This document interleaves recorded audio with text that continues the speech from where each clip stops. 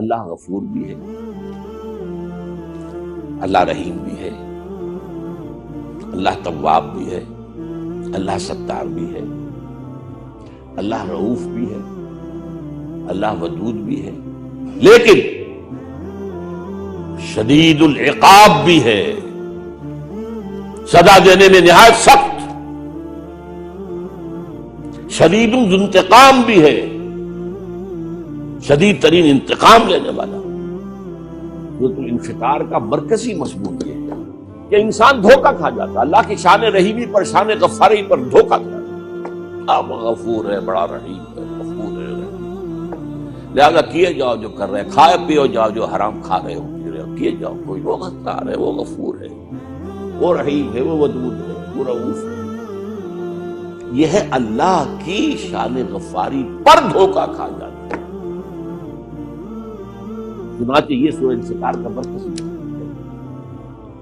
اذا السماء انفطرت واذا الكواكب انتصرت واذا البحار فجرت واذا القبور بعثرت علمت نفس ما قدمت واخرت۔ اب اس کے بعد وہ الفاظ آئے، یا ایھا الانسان ما غرک بربک الکریم، تجھے کس چیز نے دھوکہ دے دیا ہے اپنے رب کریم پر، رب کریم پر دھوکہ۔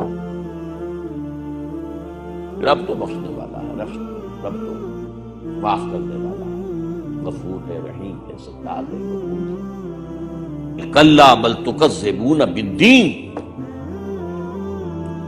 تم جزا و سزا کا انکار کر رہے ہو اللہ کی غفاری پر دھوکہ کھا کر، جزا و سزا کا انکار۔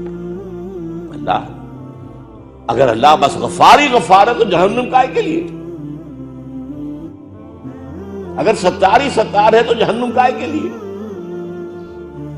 اسی مضمون کو ما غرک بربک الکریم سورہ حدید میں بیان کیا گیا کہ منافق کو نفاق میں بڑھاتا رہتا ہے شیطان، چنانچہ وہاں آتا ہے غرکم باللہ الغرور، تم جو بڑھتے بڑھتے پہلی stage, second stage, third stage ہوتے ہوتے اس انتہا کو پہنچ گئے ہو کہ تمہیں اصل میں اس دھوکے باز نے بہت دھوکہ دیا اپنے رب پر، وہ دھوکے باز شیطان لعین۔ کیے جاؤ رحیم ہے، اللہ تو بڑا غفار ہے، ستار ہے، بخشنے والا۔ ایک اور جگہ آتا ہے سورہ دخان میں، یوم نبطش البطشۃ الکبریٰ انا منتقمون، ہم وہ دن جس دن کے پکڑیں گے زبردست پکڑ، ان بطش ربک لشدید،